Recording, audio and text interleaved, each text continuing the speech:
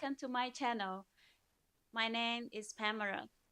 Recently, the National Child Rearing Subsidy Policy stipulates that families with one, two, or three children are eligible to receive an annual subsidy of 3,600 yuan, which is equal to $500 per child until the child reaches the age of 3. There's a lot of different opinions toward this new policy, but most of young generation doesn't seem too keen on it. So why China's 3,600 yuan baby bonus won't work now? The story of China's population crisis can be told through two numbers separated by 2 decades. For decades, the Chinese state enforced its will with strict measures. The goal was simple: to rejuvenate the nation, control the population growth. The tools were such as massive fines, job loss, forced sterilizations. Yi Fuxian, who works in Wisconsin, is one of the world's leading experts on China's demographic challenges, specializing in preeclampsia and pregnancy complication. His primary role is as a senior scientist in obstetrics and gynecology at the University of Wisconsin-Madison. However, in his homeland of China, he's better known for his expertise and his spare time, warning about the severe consequences of China's low birth rate. Yi Fuxian states that while official statistics indicate a dangerous situation in China, the reality is even worse. In 2019, he believed China's population began declining from 2018, with a fertility rate of 1.1 official projections. However, predicted China's fertility rate would stabilize at 1.8, with population decline not starting until 2031.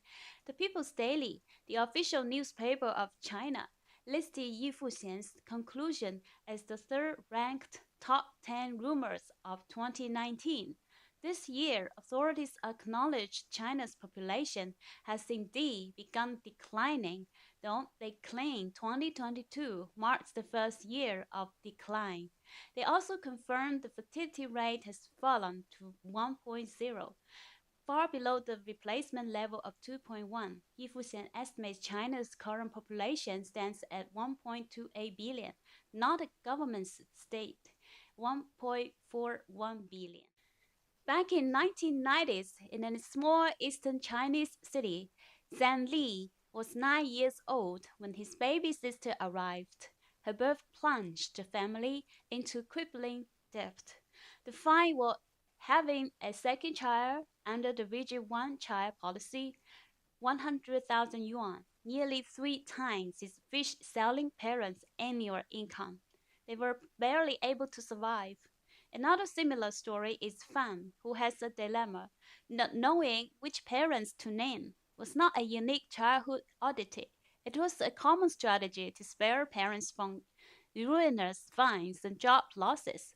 Her family pretended her second pregnancy was her first, forcing Fan to live with extended family members for years. This trauma was compounded by the policy's profound gender inequality. Over the 30 years of one-child policy, an estimated 20 million baby girls disappeared due to sex-selected abortions or infanticide, driven by the traditional preference for sons.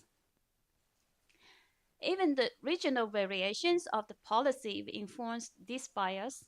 In rural Shandong, where Yao grew up, the 1.5-child policy allowed the second child only if the first was a girl. This subtly implied that girls were worth half as much as boys. When Yao's mother had a forbidden third child, a son, she fled and then paid a crushing 50,000 yuan fine, which is $7,000 for Yao, this man losing her mother's companionship for nearly a year. I felt all alone at that time, she recalled.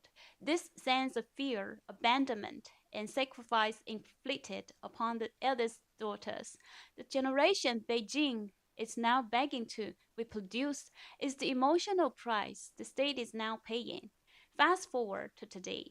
Zhang Li is 25, facing anxiety over job prospects, and he has no plans to have children. And what is government's solution to this deep-seated reluctance? A new nationwide central government subsidy offering parents 3,600 yuan per child annually until the age of 3. Today, the slogans have reversed. Local governments offer cash handouts, real estate subsidies, and extended maternity leave. The entire machinery of the state has pivoted from birth limits to birth boost. But the reaction from the target generation is mockery and contempt. Yao's response to the three-child policy, how well planned the family planning policy is. The government used to slap us for having two babies, and now expects us to have three. The irony is not lost on a generation scarred by states imposed birth control, from hefty fines, forced abortions, and sterilizations to a measly $500 annual subsidy. This script is about the great national failure of China's demographic pivot. Why the government's plea for more babies is falling flat, and what it reveals about the deep economic and cultural fatigue of the modern Chinese youth. This is not just a policy problem, it's a credibility deficit. Young people see the incentives as a poor substitute for the deep structural changes that are actually needed. The economics of despair, the government is offering $500 a year, but the reality of raising a child in China is brutal. According to the Yuhua Population Research Institute, the average cost of raising a child to 18 is 538,000 yuan. In megacities like Shanghai, the figure soars past 1 million yuan. In relative terms, compared to its GDP per capita, China is now one of the most expensive places in the world to raise children. The $500 subsidy, as Li puts it, is a mere drop in the bucket. But the problem runs deeper than simple cost. It's about a fading optimism in the economic contract. For decades, young people were promised a better life than their parents through relentless hard work and education. That promise is broken. We can see clearly situations worsening, such as property prices are unattainable, youth unemployment remains stubbornly high, and a university degree no longer guarantees a good job. This birthed the pervasive cultural phenomenon of evolution, that self-defeating spiral of excessive competition where effort yields diminishing returns. As Lee argues, without job security, having a kid will only bring more hardship, and my kid probably wouldn't have much of a good life either. Diminishing returns breed cynicism. The irony of the government's pivot from fines to subsidies is not lost on the millennials and Gen Zs who often witness the system's instability firsthand. In a strange twist, the very people they are now pleading with are the ones who were often born under the shadow of state control. On Chinese social media, this irony is palpable, with users posting photos of the old receipts their parents were forced to pay the social compensation fees for their unsanctioned existence. Take the story of Gao, who grew up in the remote, poor mountains of Guizhou. Her parents, desperate for a son in line with traditional culture, has four daughters before finally having a boy. To evade family planning officials, Gao, like her sisters, was sent to live with her grandmother immediately after birth. This generation, born into economic hardship and traditional gender expectations, is choosing to opt out entirely. Gao, now 27, has no interest in marriage or children, saying, I definitely don't want my child to grow up like me, struggling at the bottom of society, just as I have. This is the central trauma of the one child policy's legacy.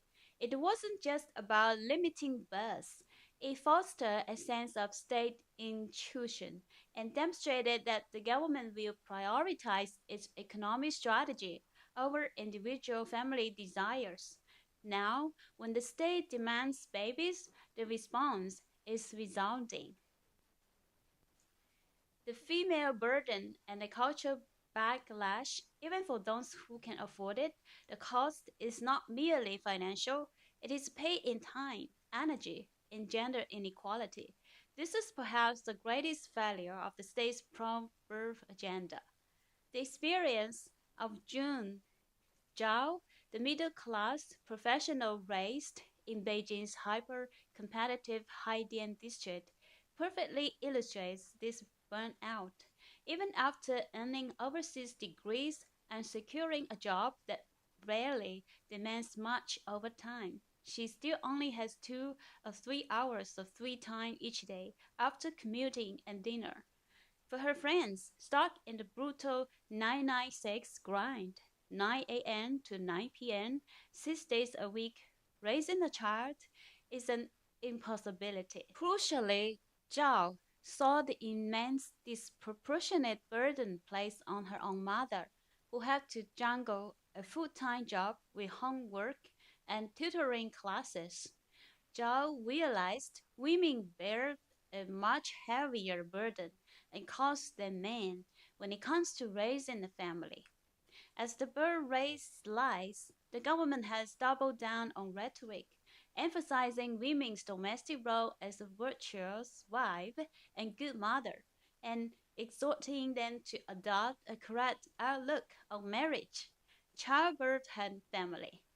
As Yale demography Amon Zhang argues, this approach is fundamentally unrealistic. Today's young women are highly educated and career-oriented. To expect fertility rates to rebound without offering comprehensive support like paternity leave and workplace protection and flexible jobs is fantasy.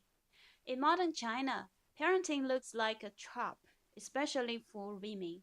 Until the government structures society to support families, more cash handouts will never be enough.